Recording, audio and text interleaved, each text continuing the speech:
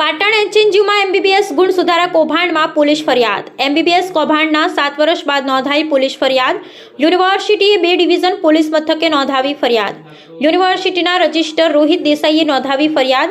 MBBS કૌભાંડમાં 6 સામે નામજોગ ફરિયાદ। એચએનયુ રજિસ્ટ્રારને કોર કમિટીએ બંધ કવરમાં નામ આપ્યા હતા। ગઈકાલે કારોબારીમાં એમબીબીએસ ગુણ કૌભાંડને લઈ થઈ હતી ચર્ચા।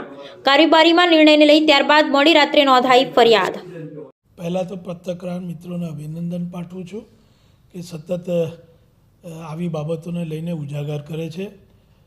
હું આ બાબત ઉપર એટલું જ કહીશ કે 2018 અને 2020માં એની તપાસો પૂર્ણ થયેલી હશે અને સરકાર તરફથી પણ કેટલીક કમિટીઓની નિમણૂકો કરવામાં આવેલી અને એ નિમણૂકના આધારે જે તે સમયના કન્વીનરની પોતાની જવાબદારી ઉપરાંત જે નીચે કામ કરનાર પણ કેટલાય કર્મચારીઓ હતા, એટલે તપાસને વ્યવસ્થિત રીતે રજૂ થયા પછી સીધા આરોપીઓ કોણ છે એ બાબતો નક્કી ન થઈ શકવાના કારણે સિન્ડિકેટ એટલે કે આપણી કારોબારી છે એમને ખેર કમિટીની નિમણૂક કરેલી હતી અને ખેર કમિટીએ પરીક્ષા સાથે સંકળાયેલા તમામ વ્યક્તિઓને 1 વર્ષ સુધી ક્રોસ ચેકિંગ કરીને અને એમાંથી જે નિષ્કર્ષ નીકળ્યો છે એ રિપોર્ટ એ બંધ કવરમાં યુનિવર્સિટીને સોંપવામાં આવેલો હતો।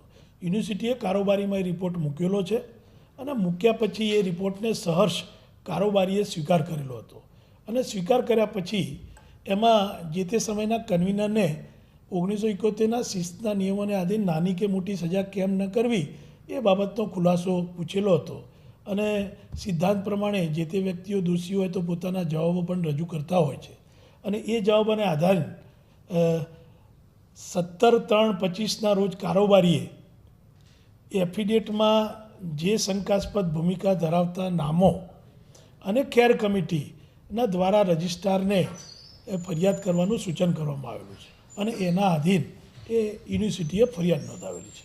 બિલકુલ સાહેબ, ખાસ કરીને જે તે સમયે ખેર કમિટીનો જે રિપોર્ટ આવ્યો તેમાં નામજોગ ફરિયાદનો ઉલ્લેખ કરવામાં આવ્યો છે।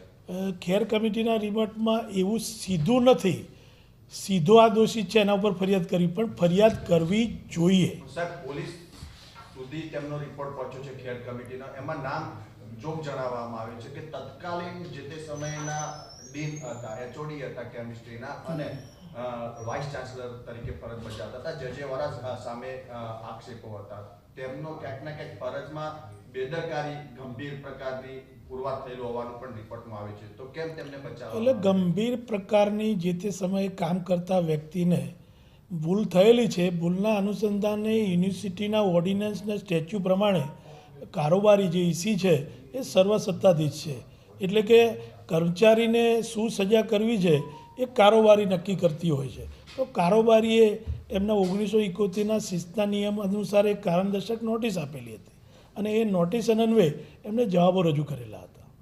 જવાબની સાહેબ બાદની જો વાત કરવામાં આવે તો હાલમાં જે પ્રકારે કહી શકાય તો 6 વ્યક્તિ વિરુદ્ધ ફરિયાદમાં નામજોગ ઉલ્લેખ કરવામાં આવે છે, તો વિદ્યાર્થીઓના જ્યારે નામ નહોતા જે તે સમયના રિપોર્ટમાં અને જેનું નામ છે તેમાં કેમ આટલો સમન્વય જોવા મળ્યો? એટલે વિદ્યાર્થીઓના નામમાં જ્યારે વિદ્યાર્થી જાતે પોતે એફિડેવિટ કરતો હોય છે અને એફિડેવિટ કરીને પોતે સ્વીકારે છે કે મેં આ પેપરો લખેલા છે અને આ વ્યક્તિઓના સપોર્ટથી અમે આ કાર્ય કરેલું છે, ત્યારે એ શંકાસ્પદ ભૂમિકામાં સીધા આવતા હોય છે અને એ શંકાસ્પદ ભૂમિકાના આધારે પોલીસ ફરિયાદમાં નામ આપવામાં આવે છે। પોલીસ ફરિયાદમાં એના પછી પણ જે નામો ખુલે એવું રજિસ્ટ્રારે પણ ફરિયાદમાં લખાયેલું છે, એટલે જેમ જેમ તપાસમાં જેના નામ આવે એમને કડકમાં કડક સજા થાય એવું આપણે ફરિયાદ આપેલી છે।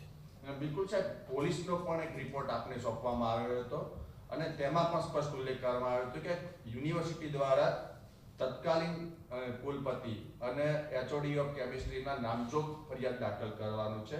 તારીખ 9/9/2024ના એ રિપોર્ટમાં પણ દર્શાવવામાં આવ્યું છે, તેમ છતાં પણ નામ તેમનું મને એવું લાગે છે કે પોલીસનો કોઈ રિપોર્ટ યુનિવર્સિટીને એવો સીધો કોઈ ડાયરેક્શન છે નહીં કે ભાઈ આના ઉપર ફરિયાદ